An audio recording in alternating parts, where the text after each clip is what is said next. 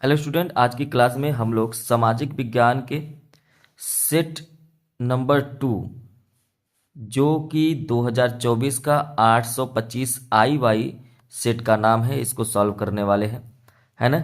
आपको डिस्क्रिप्शन में केवल प्रश्न पत्र मिल जाएंगे। आपको क्वेश्चन अगर चाहिए तो आप कहेंगे तो मैं आपको डिस्क्रिप्शन में एक लिंक दे दूंगा, जिसमें आप लोग जो है इसका पीडीएफ आप पा सकते हैं क्वेश्चन पेपर का।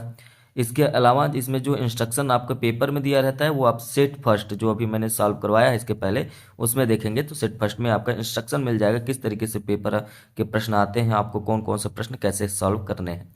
ठीक है, 2024 का सेट नंबर 2 है। तो बिना देर करते हुए हम लोग स्टार्ट करते हैं। सबसे पहले आपको पता है कि खंड अ और खंड ब दो पार्ट में आते हैं, जिसमें खंड अ में बहुविकल्पीय प्रश्न रहते हैं और इसको आपको OMR सीट में फिल करना रहता है। ठीक है, चलिए प्रारंभ करते हैं। पहला प्रश्न देखिए क्या है। जर्मनी की एकीकरण में प्रमुख भूमिका किसकी थी? तो सबसे प्रमुख भूमिका जो थी वो बिस्मार्क की थी। ठीक है, चौरी चौरा की घटना का क्या परिणाम हुआ? तो चौरी चौरी घटना का जो परिणाम हुआ वो असहयोग आंदोलनों से क्या हो गया, वापस ले लिया गया। ठीक, आगे बढ़ेंगे इसी क्रम में। तो वर्नाक्यूलर प्रेस एक्ट कब लागू किया गया? तो आप कहेंगे यह 1878 में लागू किया गया। ब्रिटेन में कार्न कानून समाप्त करने का मुख्य कारण क्या था? तो आप कहेंगे इसका जो मुख्य कारण था वो था उद्योगपतियों एवं शहरी लोगों का विरोध। ठीक है, इसकी स्टोरी आप लोगों की पता ही होगी कि कार्न कानून क्या होता है। ये विस्तृत प्रश्न में आएगा तो उसमें हम आपको बताएंगे।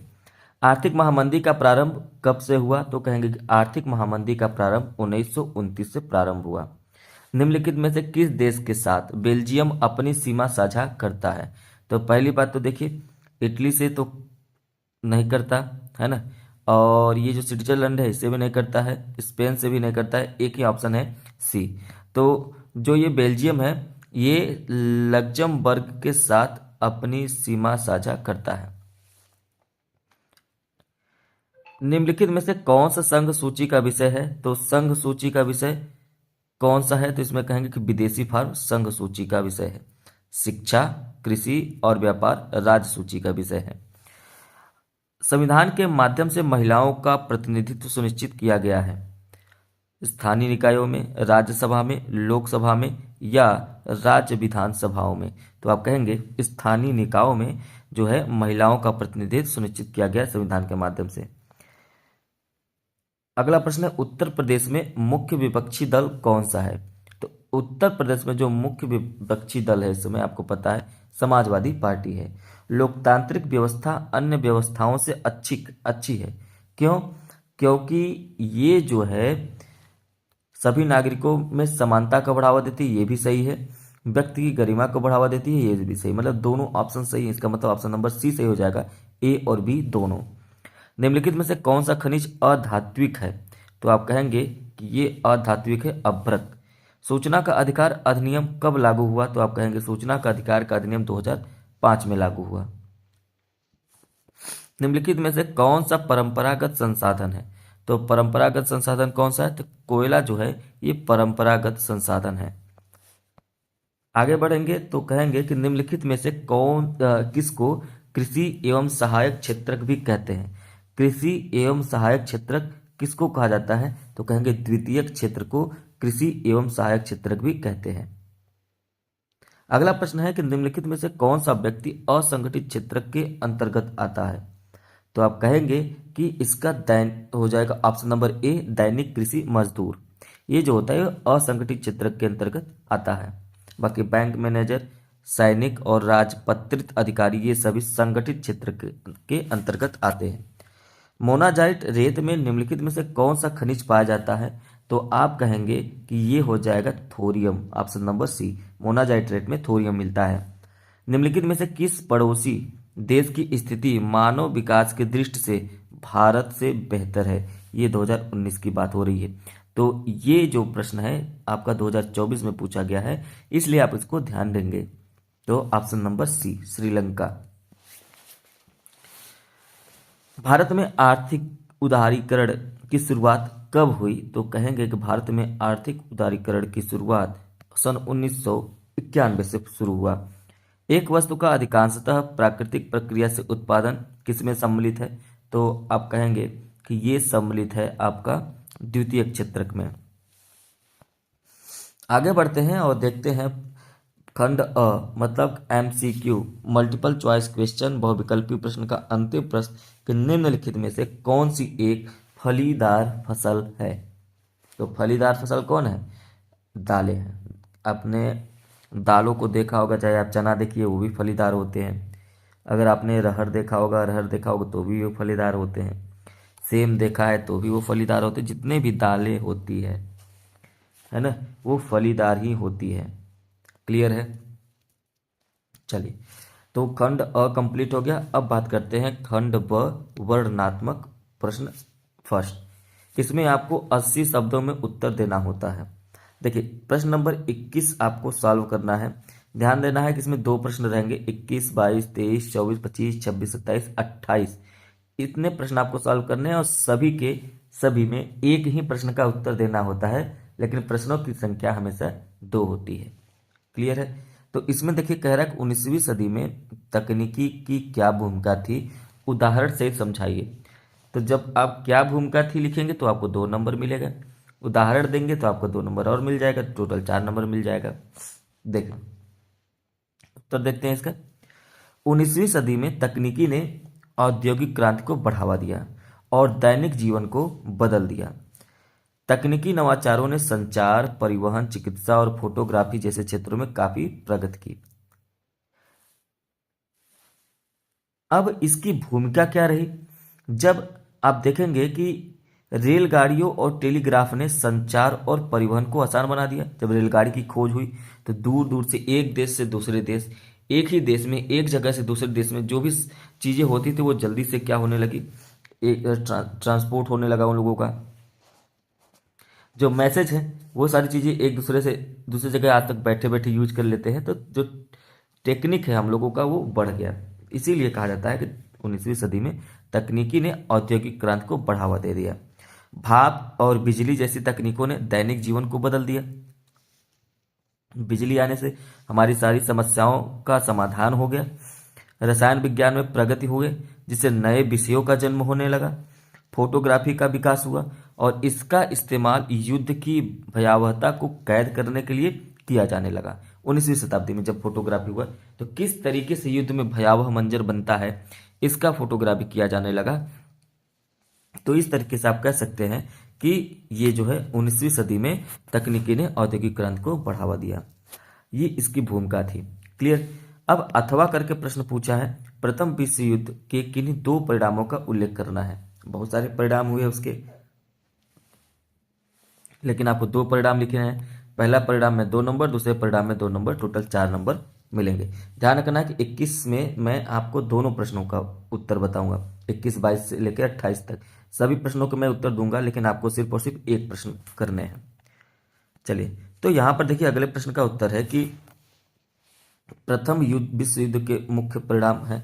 जैसे पहला कि वैश्विक शक्ति में बदलाव हो गया, मतलब विश्व में जितने भी देश थे वो अपने पावर को बढ़ाने लगे। किसी की पावर ज़्यादा हो गई तो किसी की पावर कम हो गई, है ना। और जब पावर बढ़ेगा तो लोगों का व्यवहार बदलेगा। संधि कहीं टूट जाएगा तो कहीं संधि रखा जाएगा। तो इस तरीके से होने लगा। दूसरा ये कि साम्राज्यों का पतन हुआ और नए राष्ट्रों का उदय हुआ जब प्रथम विश्व युद्ध हुआ तब। अब देखिए, वैश्विक शक्ति में बदलाव हुआ मतलब जब प्रथम विश्व युद्ध के बाद पराजित राष्ट्रों के साथ मानवतापूर्ण व्यवहार नहीं किया गया। 2 देशों के बीच युद्ध हुआ, अगर ये देश जीत गया तो ये देश इसके साथ मानवतापूर्ण व्यवहार नहीं करता था। और जाहिर सी बात है, आप सोचिए कि 2 लोगों के बीच में अगर झगड़ा हो जाए, अगर ये व्यक्ति जीत जाए तो ये इसको कभी भी अगर इसका आदर नहीं करे, इसको बार बार चिढ़ाए कि तुम हार गए, या फिर तो इसके अंदर क्या बैठ जाएगी, एक कुंठा बैठ जाएगी कि जब भी मौका मिलेगा तब हम तुमको मारेंगे। तो क्या होता था कि प्रथम विश्व युद्ध के पश्चात संधि की जाती थी, तो इन दोनों में संधि हो जाती थी कि भाई ठीक है ये राज्य ये, लेकिन तुम हमारे अंडर रह के काम करोगे। तो ऐसे में मौका तलाशता था ये व्यक्ति, तो दूसरे विश्व युद्ध की गंध आने लगी। धीरे धीरे जाहिर सी बात है ये और लोगों से मिलेगा, अपना एक टीम इकट्ठा करेगा और जैसे ही मौका मिलेगा ये इसको मारेगा। तो वही चीज़ें होती थी कि अंतर्राष्ट्रीय स्तर पर जो है विश्व युद्ध की गंध आने लगी थी। प्रथम विश्व युद्ध के बाद राष्ट्र संघ नाम की एक अंतर्राष्ट्रीय संस्था का गठन किया गया। ये इंपॉर्टेंट है, याद रखिएगा। अगला है साम्राज्यों का पतन और नए राष्ट्रों का उदय हुआ। ऑस्ट्रिया, हंगरी, जर्मनी और ऑटोमन साम्राज्य जैसे शक्तिशाली राज्यों का विघटन हो गया, है ना। ऑस्ट्रिया में हंगरी, जर्मनी, ऑटोमन साम्राज्य से शक्तिशाली साम्राज्य थे, उनका इन राज्यों में विघटन हो गया। इसने यूरोप के राजनीतिक मानचित्र को बदल दिया और राष्ट्रवाद की भावना को बढ़ावा दे दिया।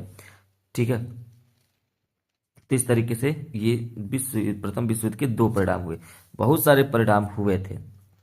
अगला प्रश्न 22 नंबर कह रहा है कि राजनीतिक दलों की क्या चुनौतियां हैं, किन्हीं दो को स्पष्ट कीजिए। आप क्या चुनौतियां हैं बताएंगे तो आपको 2 नंबर मिलेगा, और किन्हीं दो को स्पष्ट करेंगे तो आपको 2 नंबर मिलेगा। तो राजनीतिक दलों की क्या चुनौतियां हैं, सबसे पहले ध्यान से देखिए। राजनीतिक दलों की चुनौतियां निम्नलिखित हैं। पहला क्या है, राजनीतिक दल जानते ही हैं, जैसे आप जानते हैं हमारे भारत में कौन कौन से राजनीतिक दल हैं। तो कहेंगे कि भारतीय जनता पार्टी है, समाजवादी पार्टी है, बहुजन पार्टी है, तो इस तरीके से जो है कांग्रेस है। तो इस तरीके से ये राजनीतिक दल हो गए। तो पार्टियों के भीतर आंतरिक लोकतंत्र के अभाव के कारण बहुत सारे नेता अपने अधिकारों से वंचित रह जाते हैं। जिसका जो अधिकार होता है वो उसको मिलता ही नहीं है। ये लोकतंत्र के अभाव के कारण ऐसा होता है। दूसरी बात है कि राजनीतिक दलों में वंशवाद के कारण, उत्तराधिकार की व्यवस्था के कारण सामान्य एवं मेहनती दल के सदस्य शीर्ष पर नहीं पहुंच पाते हैं। इसका मतलब ये कि अगर किसी पार्टी में, है ना, 100 व्यक्ति है, किसी पार्टी में 100 व्यक्ति है, वंशवाद का मतलब होता है कि उसका बेटा ही राजा बनेगा। तो यहाँ पर उत्तराधिकार की व्यवस्था हो गई कि उसका बेटा, अब वो मंत्री पद से हटेगा तो उसका बेटा मंत्री बनेगा, अब उसका बेटा हटेगा तो उसका बेटा मंत्री बनेगा। तो इस तरीके से वंशवाद बढ़ रहा था। बढ़ते हुए जो सामान्य लोग होते हैं, जो उसी पार्टी में सामान्य लोग होते हैं, जो बहुत ज़्यादा मेहनती होते हैं, वास्तव में उसके लायक होते हैं, तो वो क्या होते हैं, वो ऊपर नहीं पहुंच पाते हैं। राजनीतिक दलों ने कई अपराधियों को चुनाव लड़ने के लिए समर्थन दिया है। बहुत सारे, अभी आप देख ही रहे हैं कि बहुत सारे अपराधी हैं, बड़े बड़े कांड किए हैं, फिर भी वो चुनाव लड़ जाते हैं और जीत भी जाते हैं पैसे के दम पे। यही कारण होता है कि राजनीतिक दल को ये चुनौतियां होती हैं। दल चुनाव जीतने के लिए धन एवं बल का प्रयोग करता है, जो लोकतंत्र के विकास को रोकता है। जाहिर सी बात, अगर कोई व्यक्ति 10 लाख रुपया लगा के जीतता है तो पहले कोई भी काम आएगा तो उसमें से पहले वो 10 लाख वसूलेगा। ऐसा नहीं कि पहले आपका काम कर देगा, पहले वो 10 लाख वसूलेगा, तब आपके लिए काम करेगा, और उसकी मर्जी वो काम करे या ना करे, क्योंकि वो तो पैसा देकर जीता है। तो उसको पता है कि जो दल होते हैं वो धन और बल दोनों के हिसाब से काम करते हैं, इसलिए लोकतंत्र का विकास नहीं हो पाता है। दल के भीतर अच्छे नेताओं के महत्व को कम करता है। और जहां पर 10 लोग हैं जिसमें से 7 अपराधी हैं, वो नेता बन गए, लेकिन 3 अच्छे हैं, तो इसमें ये 3 क्या हो जाते हैं, पीसे जाते हैं। जैसे आप जानते ही हैं कि गेहूं के साथ साथ खून भी पीसा जाता है। तो इन तीनों लोगों का महत्व कम हो जाता है जो अच्छे नेता होते हैं। ठीक है, तो ये राजनीतिक दलों की चुनौतियां होती हैं, और 2 को मैंने स्पष्ट भी कर दिया। उसी 22वां का 8वां वाला प्रश्न है कि वर्तमान समय में क्षेत्रीय राजनीतिक दलों का महत्व बढ़ता जा रहा है। क्षेत्रीय राजनीतिक दलों का महत्व बढ़ता जा रहा है, क्यों बढ़ता जा रहा है भाई, और इसका कोई 2 कारण हमको बताइए। ठीक है, तो ये भी आपका 2-2 करके 4 नंबर मिलेगा। तो चलिए ध्यान से सुनिए। पहली बात कि वर्तमान समय में क्षेत्रीय राजनीतिक दल भारतीय राजनीति में महत्वपूर्ण भूमिका निभाते हैं। वे अधिक प्रतिस्पर्धा राजनीति उत्पन्न करते हैं और राजनीतिक प्रक्रिया में लोगों की व्यापक भागीदारी को प्रोत्साहित करते हैं।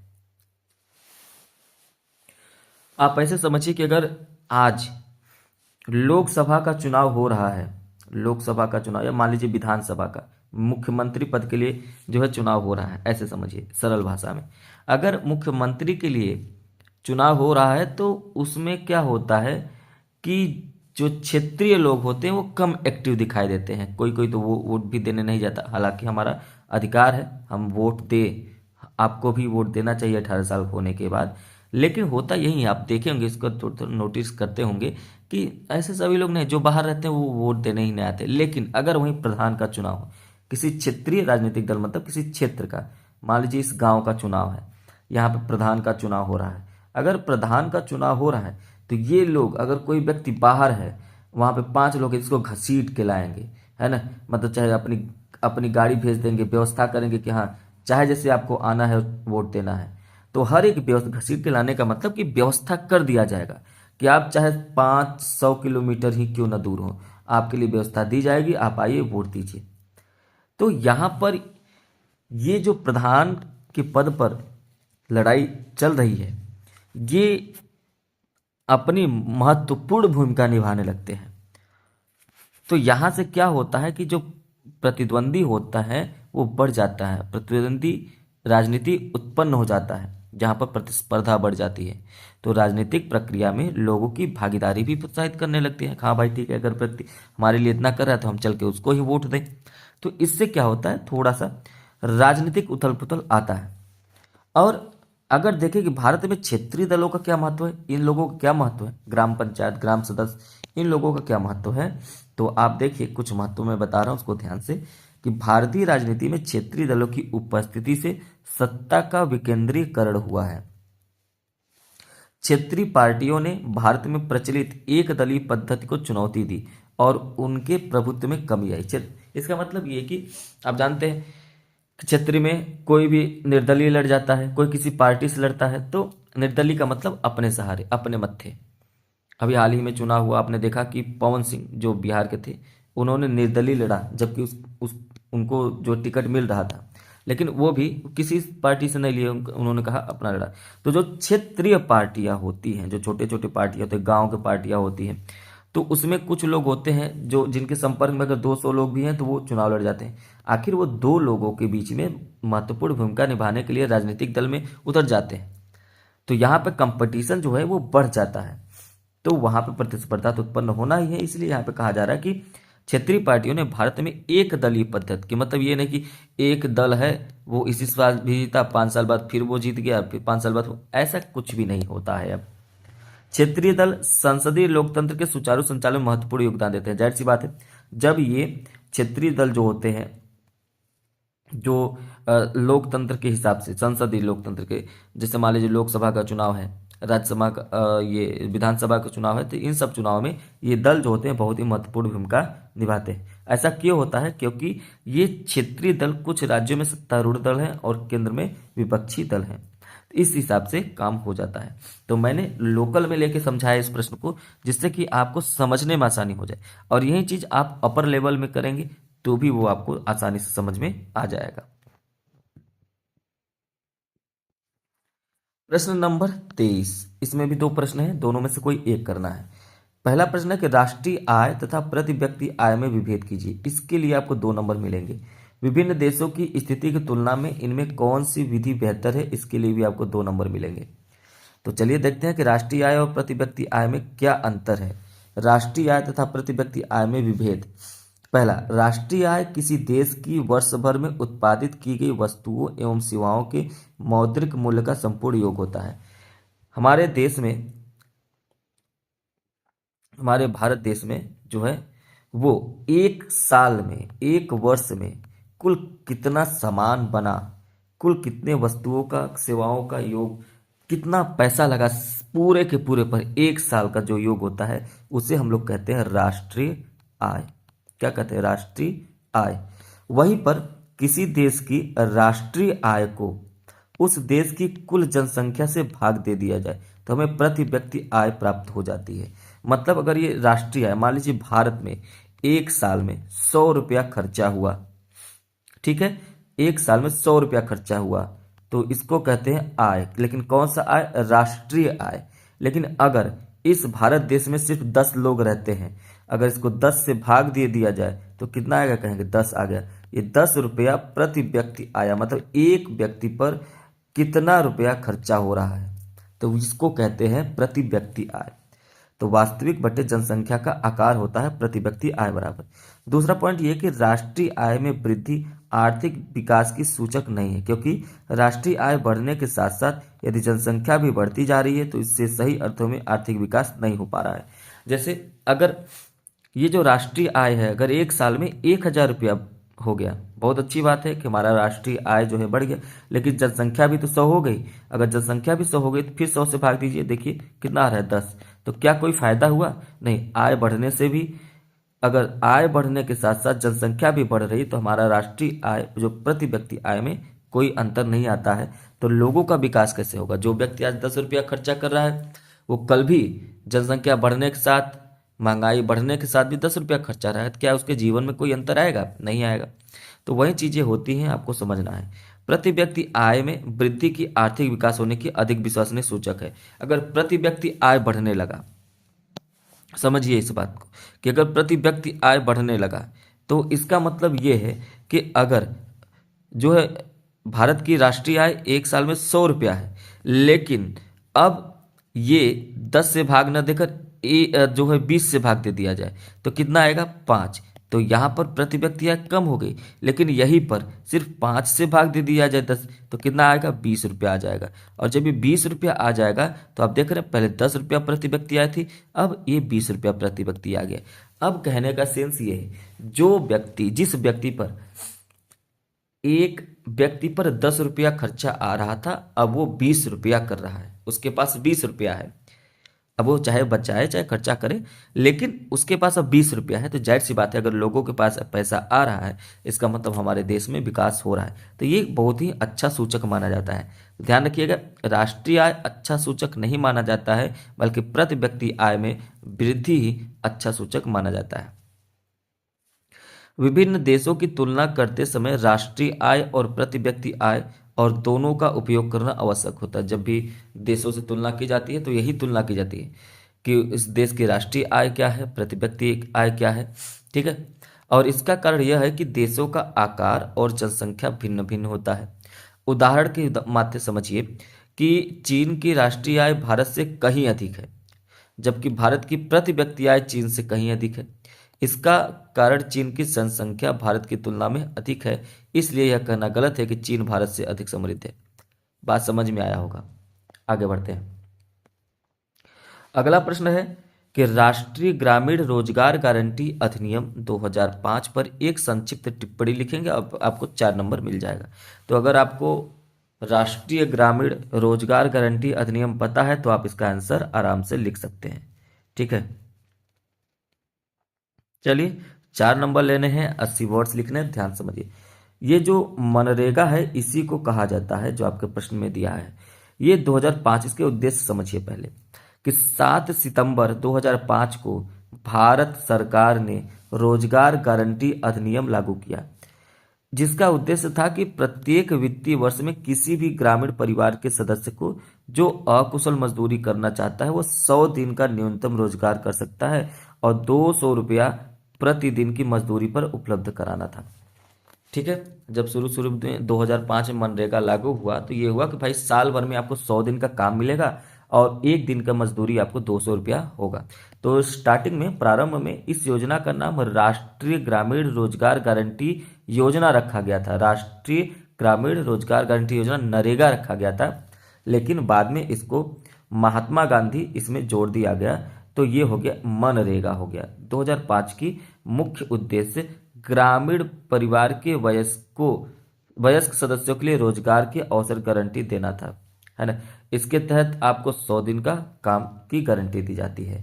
आगे पढ़ेंगे इसके कुछ इंपॉर्टेंट फैक्ट्स। जैसे इस अधिनियम के तहत कम से कम 1/3 महिलाओं का होना आवश्यक है। मतलब जहां पर 30 व्यक्ति टोटल काम कर रहे होते हैं वहां पर भले व्यक्तियों की संख्या कम बेसी हो, लेकिन यहाँ पे महिलाओं की संख्या 10 होनी चाहिए और पुरुषों का 20। 1/3 का मतलब होता है 1/3। जैसे संख्या 30 है तो इसमें 1/3 से गुणा करिए, तो मतलब वहां पे महिलाओं की संख्या 10 होनी चाहिए। अगला है कि मजदूरी 1948 के न्यूनतम मजदूरी अधिनियम के तहत ही निर्धारित की गई है। आवेदक को आवेदन जमा करने के 15 दिनों के भीतर रोजगार उपलब्ध कराया जाना चाहिए। जैसे ही कोई आवेदक है, अगर आपने मनरेगा में अपना आवेदन किया तो आपको 15 दिन के अंदर ही आपको काम मिल जाएगा। ध्यान रखेंगे कि 100 दिन के काम मिलता है। ठीक, रोजगार उपलब्ध न करा पाने पर बेरोजगारी भत्ता दिया जाता है। जैसे कि अगर आपको रोजगार नहीं उपलब्ध किया जा रहा है तो आपको बेरोजगारी भत्ता मिलता है। इस प्रकार मनरेगा 2005 का मुख्य लक्ष्य ग्रामीण बेरोजगारों को रोजगार प्रदान करना है। ठीक है, उम्मीद है कि ये दोनों प्रश्न आपको समझ में आ गए होंगे। आगे बढ़ते हैं प्रश्न नंबर 24। प्रश्न नंबर 24 जो है, इसमें है भारत में लौह अयस्क उत्पादन एवं वितरण का वर्णन करना है। भारत में लौह अयस्क उत्पादन एवं वितरण का वर्णन। ठीक है, अगर आप ध्यान से देखेंगे तो यहाँ पे 1+3 मतलब ये भी आपका 4 नंबर का है। तो चलिए सबसे पहले इसका देखते हैं उत्तर। भारत में लौह अयस्क का उत्पादन, पहले तो ये हेडिंग है, भारत में लौह अयस्क का उत्पादन। क्लियर?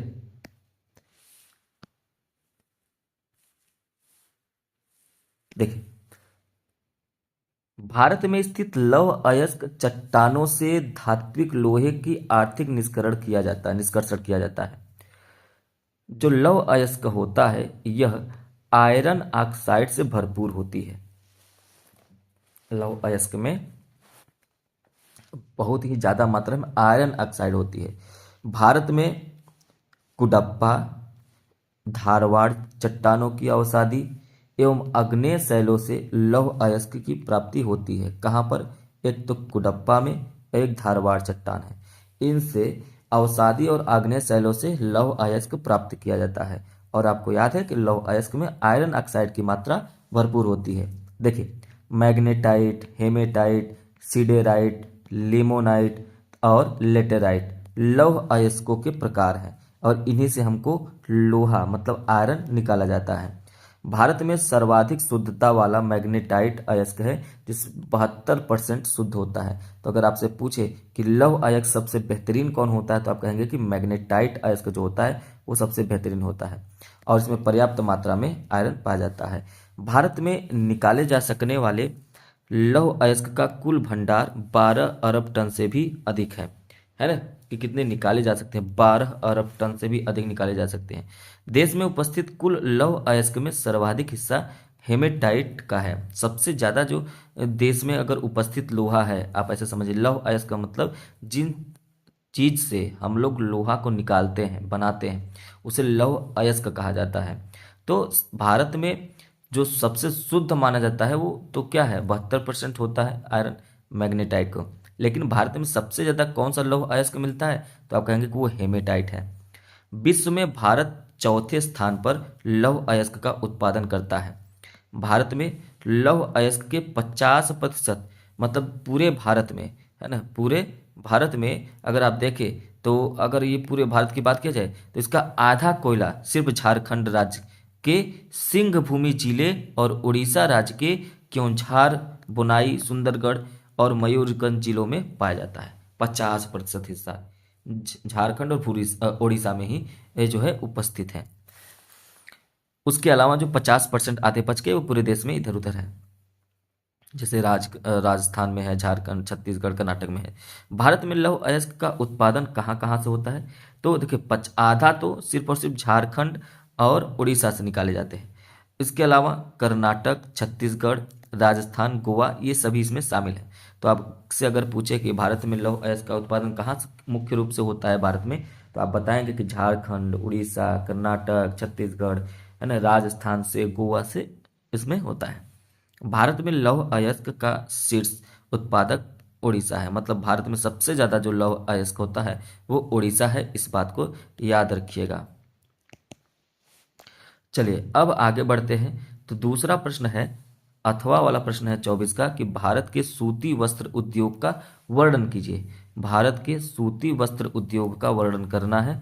तो चलिए भारत के सूती वस्त्र उद्योग का वर्णन करते हैं। ठीक, देखिए, भारत के सूती वस्त्र बनाने में भारत का एकाधिकार बहुत प्राचीन काल से चला आ रहा है। मतलब भारत जो है वो सूती वस्त्र बनाने में बहुत ही लंबे समय से, बहुत ही पुराने समय से एकाधिकार बनाया हुआ है। एकाधिकार का मतलब होता है सबसे ज़्यादा उस पर आधिपत्य जमाना, है ना, कि उसके अलावा और कोई नहीं है। लेकिन आधुनिक पहली सूती मिल की जो स्थापना हुई, है ना, आधुनिक में पहली सूती मिल की स्थापना भारत में सन 1818 ईस्वी में कोलकाता के निकट फोर्ट ग्लास्टर नामक स्थान पर की गई थी। लेकिन भारत में पहला सफल, ये सफल नहीं हुआ था, तो भारत में पहला सफल सूती वस्त्र मिल की स्थापना 1854 ईस्वी में कावासाजी नाना भाई डाबर ने शुरू किया था। ठीक है। इसके अलावा और जानने की बात है कि भारत का सूती वस्त्र उद्योग विश्व का दूसरा सबसे बड़ा उद्योग है। विश्व का दूसरा सबसे बड़ा उद्योग भारत का सूती वस्त्र उद्योग है, जो 7% वैश्विक सूती वस्त्र उत्पादन का योगदान देता है। यह देश की अर्थव्यवस्था में महत्वपूर्ण भूमिका निभाता है, रोजगार के अवसर प्रदान करता है, निर्यात आय में योगदान देता है। भारत में सूती वस्त्र का मुख्य उत्पादन 4 राज्यों में होता है। वो देखिए राज्य कौन कौन से हैं, तो गुजरात है 35%, जिसमें सूती वस्त्र का उद्योग है। महाराष्ट्र में 25%, तमिलनाडु में 15%, पश्चिम बंगाल में 7%, है ना। तो ये जो है छोटे पैमाने के उद्योग जो है देश भर में फैले हुए हैं, इनके अलावा जो बच गए हैं। ठीक। चलिए अब हम लोग आगे बढ़ते हैं और चलते हैं वर्णनात्मक प्रश्न दूसरे पर। मतलब अब आपको विस्तृत उत्तरीय प्रश्न लिखने हैं। अब यहाँ पर आपको जो शब्दों की संख्या है वो 150 हो जाएगी, और यहाँ पर नंबर भी आपके बढ़ के अधिक हो जाएंगे, 6 नंबर के प्रश्न होंगे। तो इसी तरीके से जैसे हम लोग पहले प्रश्न कर रहे थे कि जैसे 25 में एक तो प्रश्न ये पूछा गया फ्रांस की क्रांति के क्या कारण थे, दूसरा पूछा गया कि असहयोग आंदोलन का क्या अर्थ है। तो दोनों में से कोई एक ही प्रश्न करना है, दोनों नहीं करना है। मैं आप लोगों को दोनों प्रश्न का जवाब देता हूँ। तो पहला प्रश्न है कि फ्रांस की क्रांति के क्या कारण थे, 4 कारणों का उल्लेख करिए। ठीक है, चलिए देखिए, फ्रांसीसी क्रांति के 4 प्रमुख कारण। पहला कारण है सामाजिक कारण। पहला क्या कारण है, तो आप कहेंगे पहला कारण है सामाजिक कारण। दूसरा कारण है राजनीतिक कारण। तो सबसे पहले देखिए, जो सामाजिक कारण है इसमें क्या है कि सामाजिक असमानता, तृतीय वर्ग, भारी करों, भोजन की कमी और शोषण से पीड़ित था। आपको पता होना चाहिए कि 3 वर्ग थे, फर्स्ट, सेकेंड और थर्ड। तो फर्स्ट सेकेंड तो राजा की तरह रहते थे, लेकिन ये थर्ड वर्ग, तीसरा वर्ग था, ये बहुत ही शोषण, इन ये दोनों लोग इसका मिलकर शोषण कर रहे थे। ठीक है। तो यही कहा जा रहा है कि इसमें क्या हुआ, समाज में असमानता का भेद उत्पन्न हो गया। मतलब कि ये हो गया कि वो लोग राजा हैं तो क्या पूरा खा जाएंगे, हमको भोजन नहीं देंगे, क्या वो सभी चीज उन्हीं के हिसाब से होगा, हम लोगों के हिसाब से नहीं होगा। तो इसमें क्या होता है, समाज में भेदभाव उत्पन्न होता है। तो वही चीज हुआ कि जो तीसरा वर्ग है इस पे बहुत ज्यादा टैक्स लगा दिया जाता था, जितना इन लोगों का मन करे टैक्स लगा दें। एक तो पहले ही भोजन की कमी हो गई थी, बहुत ही ज़्यादा शोषण हो रहा था, तो इस पे टैक्स लगा दिया और भी शोषण होने लगा, है ना। दूसरा है कि जन्म के आधार पर विशेषाधिकार। फ्रांसीसी समाज में जन्म के आधार पर विशेषाधिकार प्रदान किया गया था। मतलब जन्म के आधार पर विशेषाधिकार, है ना, जन्म के आधार पर विशेषाधिकार दिया गया था। मतलब अगर कोई कुलीन परिवार में है तो उसको अधिकार कुलीन वाले दिए जाएंगे, अगर कोई किसान है तो इसको विशेषाधिकार नहीं था। यही चीज है कि जो फर्स्ट और सेकंड 2 वर्ग के लोग थे, इसमें से एक कुलीन लोग थे। कौन से लोग थे, कुलीन लोग, और दूसरे पादरी थे। और ये दोनों मिलकर तीसरे वर्ग का शोषण करते थे। तीसरे वर्ग में किसान, मजदूर, व्यापारी, ये सब आते थे। ठीक। तो वहीं यहाँ पे कहा जा रहा है कि कुलीन एवं पादरी वर्ग के लोगों को सभी प्रकार के अधिकार प्रदान किए गए थे, जबकि किसान, मजदूर, व्यापारियों के पास किसी भी प्रकार का कोई विशेष अधिकार नहीं था। तो इससे क्या चीजें आई, इससे सामाजिक असमानता आया। दूसरा कारण है कि राजनीतिक कारण। देखिए यहाँ पे है कि निरंकुश राजाशाही, राजा लुई 16वें पूर्ण सत्ता रखते थे और जनता की राय को दरकिनार करके शासन करते थे। मतलब जनता की राय को मानते ही नहीं थे, उनका जो मन करता था वो करते थे, जनता की राय को बिल्कुल दरकिनार कर देते थे। लुई 16वें की खराब नीति कुलीन वर्ग को विशेषाधिकार प्राप्त था, जबकि आम जनता पर भारी बोझ कर डाल दिया गया था। मतलब ये कि जो लुई 16वें थे, इनके पास पूरी ताकत थी, लेकिन कुलीन वर्ग को विशेषाधिकार, मतलब वो जो चाहे वो कर सकते थे, उनको विशेष अधिकार दिया गया था बहुत सारे क्षेत्रों में, लेकिन आम जनता के लिए कोई भी चीज़ नहीं थी, बल्कि उनको ऊपर से टैक्स भी देना पड़ता था। इसलिए यहाँ पर राजनीतिक कारण भी। अगला कारण था आर्थिक कारण। देखिए, बढ़ता कर्ज, इसका मतलब उस समय कर्ज जो है वो बढ़ता जा रहा था। फ्रांस अमेरिकी स्वतंत्रता संग्राम में शामिल होने के कारण, फ्रांस जो है, अमेरिका का युद्ध हो रहा था, उसमें वो शामिल हो गया। अमेरिका अपने स्वतंत्रता के लिए लड़ाई लड़ रहा था, तो फ्रांस उसकी तरफ से लड़ गया, और उसके क्या हुआ कि फ्रांस बहुत बड़े कर्ज में डूब गया। तो कर्ज तो बढ़ गया, और एक बार जब अगर कर्ज आ जाता है तो हमेशा वो बढ़ता रहता है। दूसरा, जिस तरीके से फ्रांस कर्ज में डूब रहा था, उसी तरीके से उस समय फसल भी खराब हो गई, और कई वर्षों तक फसलों के खराब होने के कारण खाद्य पदार्थों की कमी हो गई, और जब खाद्य पदार्थों की कमी हो जाएगी तो महंगाई बढ़ जाएगी, और जब महंगाई बढ़ गई तो ये आर्थिक कारण था फ्रांस की क्रांति के लिए। अब ये है कि अब इसको कह सकते हैं कि जो भी कारण हुए, इसको हम लोग तात्कालिक कारण कह सकते हैं। कौन सा कारण कह सकते हैं? तात्कालिक कारण। इन द सेंस, आप देखें यहाँ पे तो 1789 में कर बढ़ने का प्रस्ताव हुआ, स्टेट जनरल की बैठक में स्टेट के आधार पर मतदान किया गया। अब ये तात्कालिक कारण हुए। ये प्रश्न कह रहा है कि असहयोग आंदोलन का क्या अर्थ है। आपको बताना है अब, अथवा वाला प्रश्न 25 का है कि असहयोग आंदोलन का क्या अर्थ है, यह क्यों चलाया गया, कोई दो कारण बताइए। देखिए, असहयोग आंदोलन अंग्रेजों के अत्याचार के खिलाफ 1 अगस्त 1920 को गांधी जी के द्वारा शुरू किया गया सत्याग्रह आंदोलन था। ये जो असहयोग आंदोलन है, यह अंग्रेजों द्वारा प्रस्तावित अन्यायपूर्ण कानूनों और कार्यों के विरोध में देशव्यापी अहिंसक आंदोलन था। इस आंदोलन में स्वराज को अंतिम लक्ष्य निर्धारित किया गया था। ठीक है, अभी तक आपको ये थोड़ा समझ में आया होगा कि ये 1 अगस्त 1920 को असहयोग आंदोलन चलाया गया। अब इस पे बात करते हैं कि ये जो असहयोग आंदोलन चलाया गया, असहयोग आंदोलन चलाने और उसके कारण क्या थे, इस पे चर्चा करते हैं। देखिए, और अगस्त 1920 को असहयोग आंदोलन प्रारंभ हो गया था। सितंबर 1920 में कोलकाता में भारतीय राष्ट्रीय कांग्रेस का विशेष अधिवेशन बुलाया गया, है ना, सितंबर में। अगस्त में असहयोग आंदोलन शुरू कर दिया गया, और उसके बाद सितंबर महीने में कोलकाता में भारतीय राष्ट्रीय कांग्रेस का एक अधिवेशन बुलाया गया, जिसमें असहयोग संबंधी प्रस्ताव प्रस्तुत किया गया। असहयोग आंदोलन चलाए जाने के कुछ कारण थे, वो निम्नलिखित हैं।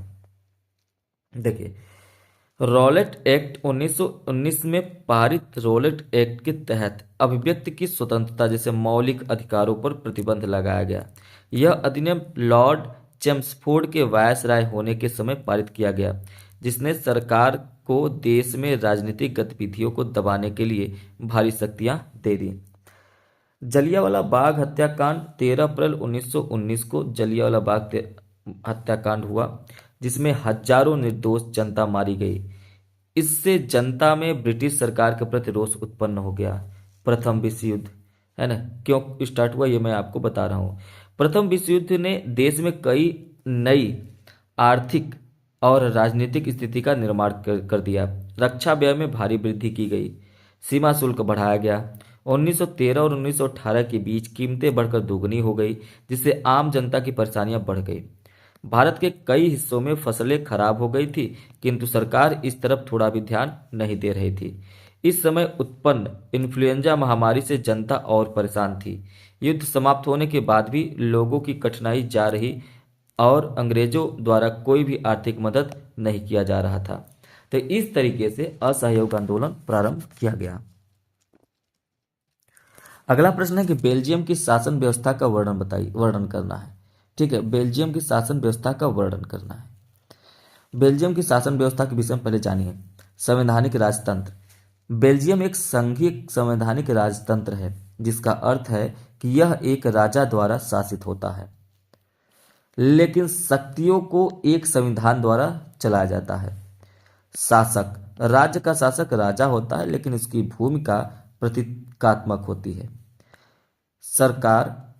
सरकार का नेतृत्व प्रधानमंत्री करता है, जो संसद द्वारा चुने गए बहुमत दल या गठबंधन का नेता होता है।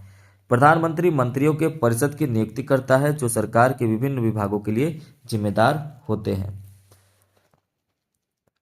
संसद। संसद कैसे काम करता है बेल्जियम में? तो संसद देश की सर्वोच्च विधायिका है। इसमें दो सदन होते हैं।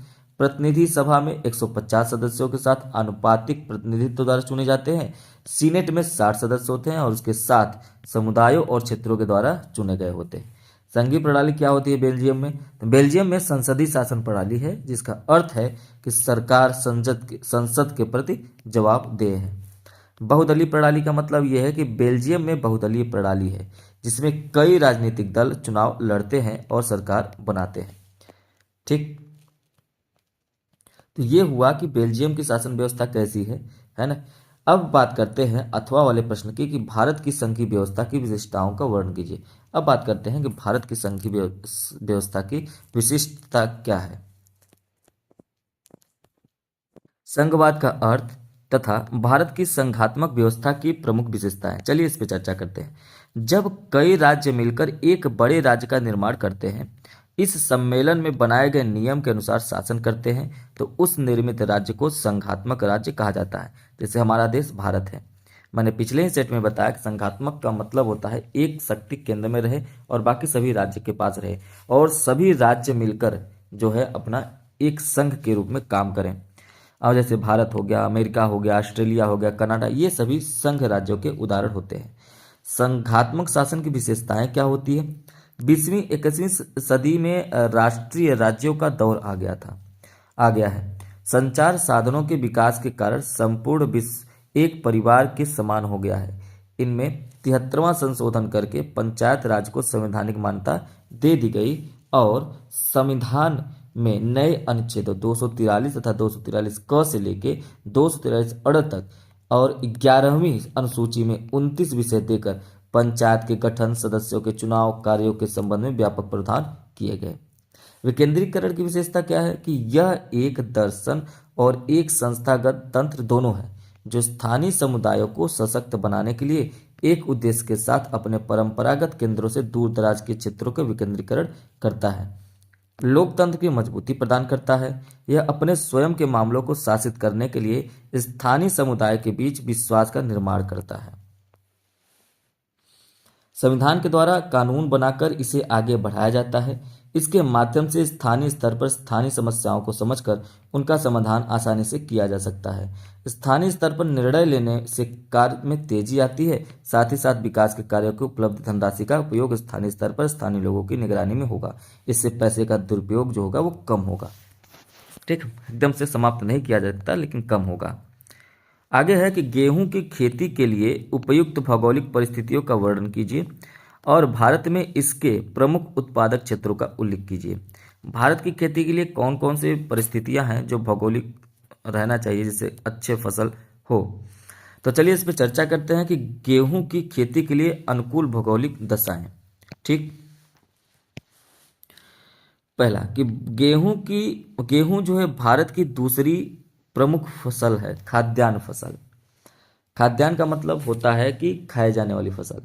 गेहूं एक शीतोष्ण फसल है जो 10 डिग्री सेल्सियस से 25 डिग्री सेल्सियस के तापमान में अच्छी तरीके से विकसित होता है।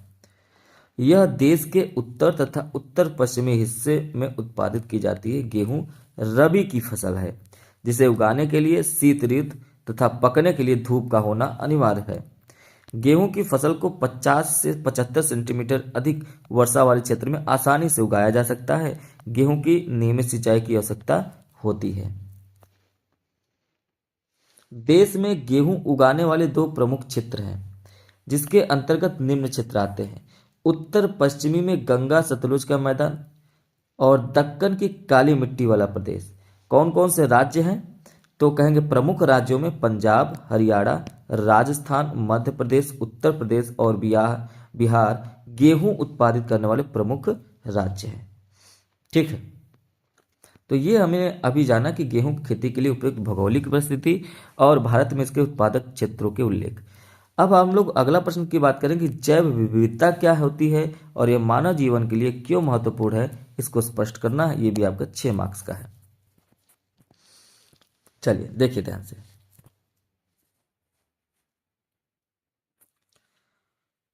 जैव विविधता का अर्थ, जैव विविधता जीवमंडल में पाए जाने वाले जीवों की विभिन्न जातियों की विविधता से संबंधित होती है। विविधता का मतलब होता है अलग अलग।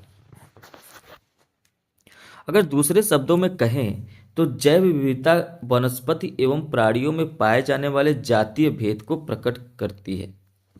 मतलब ये कि कौन सा जो है वनस्पति कैटेगरी है, कौन सा जो है प्राणी कैटेगरी है ना। वनस्पति का काम अपना अलग होता है, प्राणियों का काम अपना अलग होता है। तो ऐसा होता है कि भूमि पर वर्तमान जैव विविधता अरबों वर्षों से हो रहे जीवन के सतत विकास की प्रक्रिया का परिणाम परिणाम है। आज आप जो भी देख रहे हैं वो बहुत पहले से ही, लगभग अरबों वर्षों पहले से ही ये जो है कंटिन्यू चली आ रही है और आज भी चल रही है हमारे धरती पर। पर्यावरण ह्रास के कारण, मतलब पर्यावरण का जो आज नुकसान हो रहा है उसके कारण जैव विविधता का क्षय होने लगा है। जीवों की अनेक प्रजातियां जो हैं वो लुप्त हो गई हैं और कई जो हैं लुप्त होने की कगार पे है। संकटग्रस्त होने का मतलब है लुप्त होने के कगार पर होना। मानव जीवन के लिए जैव विविधता का महत्व, है ना। अब हम समझते हैं कि मानव जीवन के लिए जैव विविधता का महत्व क्या है। तो मानव अपने उत्पत्ति काल से ही विभिन्न आवश्यकताओं की पूर्ति जीव जगत से ही करता चला आ रहा है। मानव को भोजन, आवास, परिवेश संबंधी विभिन्न आवश्यकताओं और अपने अस्तित्व के लिए जैव विविधता पर ही निर्भर रहना पड़ता है।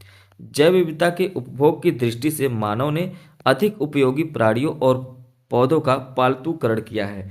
जब शुरू से ही मानव सबसे पहले आप देखेंगे पत्थर का खोज किया, फिर उसके बाद आग का खोज किया, पत्थर से कुल्हाड़ी उल्हाड़ी बनाने लगे, शिकार करने जाने लगे, फिर पालतू जानवर करने लगे, फिर कृषि करने लगे। तो मानव को जिस तरीके से बहुत पुराने समय से ही चीज़ों को खोज किया गया, विकास हुआ, मानव आज भी विकास के कगार पे ही है और वो अपनी आवश्यकताओं को अपने अस्तित्व के लिए जैव विविधता पर निर्भर रहना पड़ता है ना। कि जब उसको यूज करना हो पौधों का तो पौधों का यूज कर सके, प्राणियों का यूज करना हो तो प्राणियों को यूज किया जा सके। पालतूकरण करने का मतलब होता है कि अपना बनाना, अपने हिसाब से उससे काम निकलवाना। आप देखेंगे बैल जो होता है कृषि के लिए यूज किया गया, जो कुत्ते होते हैं वो पालतू रखे गए, है ना, सेफ रहने के लिए। और पौधों का पालतूकरण करने का मतलब कोई आम का वृक्ष लगा दिया अपने खाने के लिए, कोई फलों का पौधा लगा रहा है, तो इस हिसाब से प्राणियों और पौधों का पालतूकरण किया गया। कृषि एवं पशुपालन इसी आवश्यकता का परिणाम, यही जो आवश्यकता पड़ी इसी का परिणाम है कृषि और पशुपालन। जैव विविधता के कारण ही हमारे भोजन, कपड़े और स्वास्थ्य संबंधी आवश्यकताओं की पूर्ति होती है। पर्यावरण भी सुरक्षित रहता है और इसके अलावा यह प्राकृतिक आपदाओं से हमारी रक्षा करता है। तो ये रहा 27 का प्रश्न नंबर, दोनों कंप्लीट हो गया। अब इसके बाद बात करते हैं प्रश्न नंबर 28। प्रश्न नंबर 28 का पहला प्रश्न है कि अर्थव्यवस्था के क्षेत्रक से आप क्या समझते हैं। अगर आप समझते हैं तो द्वितीय क्षेत्र के विशेषताओं की विवेचना कर दीजिए। ठीक है, चलिए इस पे चर्चा करते हैं।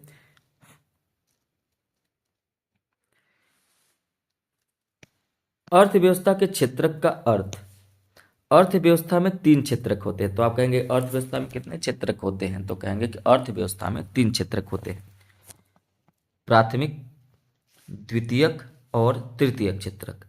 प्राथमिक में कृषि और उससे संबंधित जितनी भी गतिविधियां होती हैं वो आती हैं। द्वितीयक में विनिर्माण क्षेत्र आता है और तृतीयक में सेवाएं क्षेत्र आती हैं। और ये सभी क्षेत्रक राष्ट्रीय आय के सृजन में, वस्तु और सेवाओं की आपूर्ति करने में और आधारिक संरचना के सृजन में बहुत ही योगदान देते हैं। अब हमको बात करना है द्वितीयक क्षेत्र की विशेषताओं की, है ना। किसकी बात करनी है, द्वितीयक क्षेत्र की विशेषताएं। देखिए द्वितीय क्षेत्र में क्या आता है, तो इस समझिए विनिर्माण क्षेत्र आते हैं और द्वितीय क्षेत्र में विद्युत उपकरण निर्माण, खाद्य निर्माण, कपड़ा निर्माण, हस्तकला निर्माण और उद्योग निर्माण शामिल होते हैं। जैसे हम आयरन एवं मैन्युफैक्चरिंग प्रोसेस से कार बना लेते हैं, बस बना लेते हैं, ट्रेन बनाते हैं। द्वितीयक क्षेत्र विकसित देशों में अधिक उन्नत अवस्था में पाया जाता है। विकसित देश का मतलब होता है ऐसे देश जो विकास कर चुके हैं, और विकासशील देश का मतलब होता है ऐसे देश जो अभी विकास कर रहे हैं। तो इन देशों में यह क्षेत्र आय का मुख्य माध्यम हो जाता है। ठीक, यह क्षेत्र क्रमशः संवर्धित विभिन्न प्रकार के उद्योगों से जुड़ा हुआ होता है, इसलिए इसे औद्योगिक क्षेत्र भी कहते हैं। तो याद रखेंगे, द्वितीय क्षेत्र को ही औद्योगिक क्षेत्र भी कहते हैं। द्वितीय क्षेत्र प्राथमिक एवं तृतीय क्षेत्रों के समर्थन पर निर्भर करता है। अगर प्राथमिक और तृतीय क्षेत्र समर्थन करेंगे तभी तो द्वितीय क्षेत्र चलेगा। यह वह है जो प्राथमिक क्षेत्र का उत्पादन करता है और तृतीय क्षेत्र में उपयोग किए जाने वाले उत्पादों का निर्माण करता है। द्वितीय क्षेत्र इंजीनियरों के लिए नौकरी का महत्वपूर्ण स्रोत है। ज्यादातर विकसित देशों में द्वितीय क्षेत्र के माध्यम एवं उच्च वर्गों के लिए नौकरी देने वाला महत्वपूर्ण साधन है। ठीक, अगला प्रश्न है कि विकास की अवधारणा क्या है। सामान्यतया इसमें किन घटकों का सम्मिलित किया जाता है। तो चलिए समझते हैं कि विकास क्या होता है, उसकी अवधारणा क्या है। विकास की अवधारणा, विकास मूलतः एक आर्थिक अवधारणा है जिसका अर्थ होता है विकास, आर्थिक विकास का बढ़ावा देना और लोगों के जीवन की गुणवत्ता में सुधार करने के लिए उपलब्ध संसाधनों का उपयोग करने के लिए और कुछ आर्थिक और तकनीकी उपायों का प्रयोग करना। सन 1950 और 60 के दशक में विकास को आर्थिक विकास के रूप में देखा जाता था, जो गुणात्मक के बजाय मात्रात्मक परिवर्तन था। विकास सिद्धांतों को आर्थिक विकास की प्रक्रिया को सक्रिय करने और विकासशील देशों को पश्चिम के औद्योगिक लोगों द्वारा बताए गए रास्ते पर ले जाने के लिए डिजाइन किया गया था।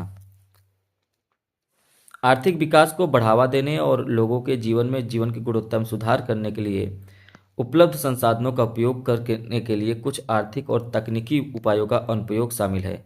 विकास में निम्नलिखित घटक शामिल होते हैं, जैसे विकास के लिए राजनीतिक स्थिरता रहनी चाहिए, प्रशासनिक कुशलता और स्थिरता रहनी चाहिए, उचित सांस्कृतिक और नियोजन व्यवस्था होनी चाहिए, जन सहभागिता होनी चाहिए, सुदृढ़ आर्थिक नीति, अनुकूल आर्थिक, सामाजिक, राजनीतिक पर्यावरण। ये सभी घटकों को विकास की अवधारणा के लिए सम्मिलित किया जाता है। प्रश्न नंबर 28 आपका हो गया कंप्लीट। अब इसके बाद प्रश्न नंबर 29 पे चर्चा करते हैं। तो वह स्थान जहां भारतीय राष्ट्रीय कांग्रेस का अधिवेशन दिसंबर 1920 में हुआ। तो पहले लिखेंगे कि पश्चिम बंगाल के कोलकाता शहर में भारतीय राष्ट्रीय कांग्रेस का अधिवेशन हुआ था। तो वह स्थान कौन सा है। तो आप कहेंगे कि वह स्थान है पश्चिम बंगाल। वह स्थान क्या है, पश्चिम बंगाल। लेकिन पश्चिम बंगाल के कहाँ, तो आप कहेंगे कोलकाता। तो इसको आपको क्या करना है, ये चिन्ह बनाना है। तो आप मैप में देखेंगे कोलकाता यहाँ पे नहीं, थोड़ा सा और नीचे बनाते, यहाँ पे कोलकाता हो गया। तो आप यहाँ पे निशान बना दे, तो यहाँ पे लिखेंगे क्या, कोलकाता, कोलकाता। ठीक है, और उसके बाद यहाँ पर लिख देंगे पश्चिम बंगाल। ये हो गया आपका पहला का आंसर। तो आप पहले के आंसर में लिखेंगे कि पश्चिम बंगाल कोलकाता शहर में भारतीय राष्ट्रीय कांग्रेस का अधिवेशन 1920 में हुआ, सितंबर में। तो इस तरीके से आपको आंसर भी लिखना है। दूसरे प्रश्न पे चलते हैं। वह स्थान जहां नील की खेती करने वाले किसानों का आंदोलन हुआ था। तो वह कौन सा स्थान था, नदिया जो है, नदिया जिला था। तो पश्चिम बंगाल वो था जहाँ पर नदिया जिला था, वो कोलकाता के ऊपर यहाँ पे है। तो यहाँ पे मार्क लगा के बताएंगे कि नदिया जिला है ना, पश्चिम बंगाल। तो इस तरीके से आप लिखेंगे। तो ये हो गया दूसरे का आंसर। ठीक, तो दूसरे के आंसर में आप लिखेंगे, ऐसे लिख देंगे कि पश्चिम बंगाल के नदिया जिला। अब मैं पूरा नहीं लिखूंगा, आपको स्वयं से लिखना है ये चीज़। पश्चिम बंगाल के नदिया जिला है ना, नदिया जिला में स्थित है वो गोविंदपुर जिला में स्थित। अब गोविंदपुर को तो आप मार्किंग कर नहीं सकते हैं, इसलिए जिला को ही जो है मार्क करना पड़ेगा। स्थित है गोविंदपुर गांव, है ना, गोविंदपुर गांव। तो इस गांव में सितंबर 1859 में नील की खेती करने वाले किसानों का आंदोलन हुआ था। तीसरा प्रश्न देखते हैं कि वह स्थान जहां सविनय अवज्ञा आंदोलन शुरू हुआ, तो वह कौन सा स्थान था जहां पर सविनय अवज्ञा आंदोलन शुरू हुआ? तो आप कहेंगे वह स्थान था अहमदाबाद। अहमदाबाद के मतलब गुजरात में अहमदाबाद से, है ना, दांडी जो यात्रा शुरू हुआ था। साबरमती आश्रम अहमदाबाद गुजरात से अपने 78 अनुयायियों के साथ वो यात्रा का नेतृत्व किया था। 5 अप्रैल 1930 को दांडी में समुद्र पर पहुंचे थे। तो कहाँ शुरू किया था? तो आप कहेंगे साबरमती आश्रम। साबरमती आश्रम कहाँ है? तो यहाँ पे है। तो यहाँ पर है, तो आप कहेंगे कि यहाँ पर है। अच्छा ठीक है, तो ये स्थान कौन सा है? तो आप कहेंगे कि ये साबरमती आश्रम है। साबरमती आश्रम, अच्छी बात है। और ये कहाँ है? तो आप कहेंगे अहमदाबाद। तो यहाँ पे आंसर आपको लिखना है जितना मैं बता रहा कि 12 मार्च 1930 को गांधी जी ने अपने साबरमती आश्रम अहमदाबाद गुजरात से अपने 78 अनुयायियों के साथ एक नेतृत्व किया था। तो ये तीसरा हम लिखेंगे। इसके बाद का प्रश्न क्या है? देखिए, इसके बाद का प्रश्न है कि वह जनपद जहां चौरी चौरा घटना घटी। चौरी चौरा का हत्याकांड जो हुआ था वो उत्तर प्रदेश जिले के गोरखपुर जिले में हुआ था। तो गोरखपुर जिला जो है वो यहाँ पे है। तो आप यहाँ पे करेंगे गोरखपुर, है ना, और लिखेंगे उत्तर प्रदेश। अगला प्रश्न देखिए क्या है, कह रहा है कि वह स्थान जहां 1929 में भारतीय राष्ट्रीय कांग्रेस का अधिवेशन हो। तो 1929 में भारतीय राष्ट्रीय कांग्रेस का अधिवेशन हुआ था लाहौर में, है ना। कहाँ पर हुआ था? लाहौर में। तो अब इसको लिख देंगे एक लाइन, और यहाँ पे लाहौर जो है वो पाकिस्तान में हो गया इस समय, तो वो यहाँ पे है। तो यहाँ पे मार्क करके लिखेंगे लाहौर। ठीक है, तो इस तरीके से आप मार्किंग करेंगे तो आपको पूरा का पूरा नंबर मिल जाएगा। चलिए अब अगले प्रश्न पर चलते हैं। अगला प्रश्न है 29 का ख। दिए गए निर्देश स्थानों को भारत के दिए गए रेखा मानचित्र में चिन्ह द्वारा नामित दर्शाइए और सही नाम तथा सही स्थान अंकित है, 1 नंबर मिलेगा। बिहार की राजधानी शहर चिन्ह द्वारा नामित करिए। चलिए ध्यान से देखिए, बिहार की राजधानी पटना है। बिहार की राजधानी क्या है? पटना है। तो आप देखिए ये रहा बिहार, और बिहार में जो राजधानी बनेगी वो है ये, यहाँ पे बिहार है। तो आपको सी ऐसे करके मार्किंग करना है ना। तो आप इस तरीके से बना देंगे और यहाँ पे लिखेंगे बिहार। ठीक है, आपने लिख दिया बिहार। क्लियर है। अगला प्रश्न देखिए क्या है। अगला प्रश्न है कि उत्तर भारत की एक प्रमुख नदी, और नदी का चिन्ह इस तरीके से निर्मित करना है। उत्तर भारत की एक प्रमुख नदी कौन सी है? सबसे अच्छी नदी कौन सी आप जानते हैं? तो आप कहेंगे कि भारत की एक नदी है गंगा। तो आप गंगा को निर्मित कर दीजिए, है ना, वो उत्तर प्रदेश की। तो इस तरीके से आप यहाँ पे इसे बना दीजिए और यहाँ पे मार्किंग कर दीजिए। 1 मिनट, यहाँ पे संगम पे कर दीजिए ये प्रयागराज। प्रयागराज, है ना, गंगा नदी। ठीक इस तरीके से लिख देंगे, और उत्तर प्रदेश भी लिख सकते हैं बगल में। हो गया। अगला प्रश्न क्या है? देखिए अगला प्रश्न है भारत के किसी एक प्रमुख जूट उत्पादक राज्य चिन्ह द्वारा निर्मित करिए। देखिए जूट उत्पादक राज्य क्या है? पश्चिम बंगाल है। तो सबसे आसान है कि आप पश्चिम बंगाल को ही निर्मित कर दीजिए, पश्चिम बंगाल। अब ध्यान रखिएगा कि सभी को लिखना है, आप लिख देंगे तो आपको बेहतरीन नंबर मिलेगा।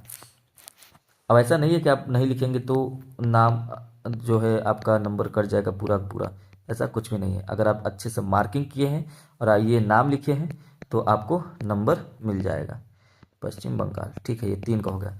प्रश्न नंबर चौथा देखिए। चौथा है कि भारत के किसी एक प्रमुख लौह एवं इस्पात संयंत्र इस त्रिभुज द्वारा चिन्हित करना है ना। जूट उत्पादक राज्य जो अभी मैंने बताया, ये इसमें आपको ये चिन्ह बनाना है जो जूट उत्पादक राज्य है ना, इस तरीके से ऐसे। अब बात है कि भारत में लौह इस्पात संयंत्र कहाँ है? तो आप कहेंगे कि भिलाई संयंत्र। क्या कहेंगे? भिलाई संयंत्र। ठीक, और ये कहाँ है? तो ये है छत्तीसगढ़ में। छत्तीसगढ़ में। और कौन सा त्रिभुज बनाना है? तो छत्तीसगढ़ में भिलाई कहाँ पे है? तो कहेंगे कि छत्तीसगढ़ में भिलाई, देखिए यहाँ पे इस तरीके से, ये आपका इस तरीके से छत्तीसगढ़ हो गया, तो ये बन जाएगा, यहाँ पर मार्किंग कर लेते हैं त्रिभुज का, और ये हो गया छत्तीसगढ़ भिलाई, है ना। आप पूरा लिख दीजिए भिलाई स्टील प्लांट, ठीक है। अब यहाँ पे लिख दीजिए छत्तीसगढ़। इसके बाद प्रश्न नंबर 5वां देखते हैं कि कह रहा है कि भारत की किसी एक प्रमुख खनिज तेल पी द्वारा आपको चिन्हित करना है उत्पादक राज्य। तो भारत के एक प्रमुख खनिज तेल उत्पादक राज्य है, सबसे बढ़िया आप लिख सकते हैं महाराष्ट्र को। किसको लिख सकते हैं? महाराष्ट्र को, ठीक। तो महाराष्ट्र को तो आप कहीं पर भी चिन्ह लगा दीजिए। तो आप एक काम करिए कि आप यहाँ पे क्या लगाना है, आपको इस तरीके से मार्क लगाना है ना, इसी तरीके से पी लिखना है इसके बीच में। तो आप पी लिख दीजिए और एरो बना के यहाँ पे लिखिए महाराष्ट्र। तो उम्मीद है कि आपको ये सेट जो है वो समझ में आया होगा। इसके बाद दृष्टिबाधित परीक्षार्थियों के लिए प्रश्न है, तो वो मैंने सॉल्व नहीं कराया है। तो यहाँ पर देखिए एकदम कंपलसरी नहीं है कि आपको उत्तर लिखना ही पड़ेगा, लेकिन आप लिखेंगे ना तो आपको बेहतरीन नंबर मिलेगा, नहीं तो आपको चार्ट मिलेगा, उस पर आप ये सबको मार्किंग तो करना ही करना है। तो अगर आपको अच्छा लगे तो लाइक करिए, शेयर करिए, है ना। अधिक से अधिक बच्चों तक पहुँचे, बहुत ही ज़्यादा मेहनत लगता है ना। क्वेश्चन बनाना, टाइप करना, लिखना और उसके बाद एक्सप्लेन करना, पढ़ाना, तो इसका जो है रिजल्ट भी सामने आना चाहिए। ठीक है, तो चलिए मिलेंगे नेक्स्ट क्लास में सेट नंबर 3 के साथ।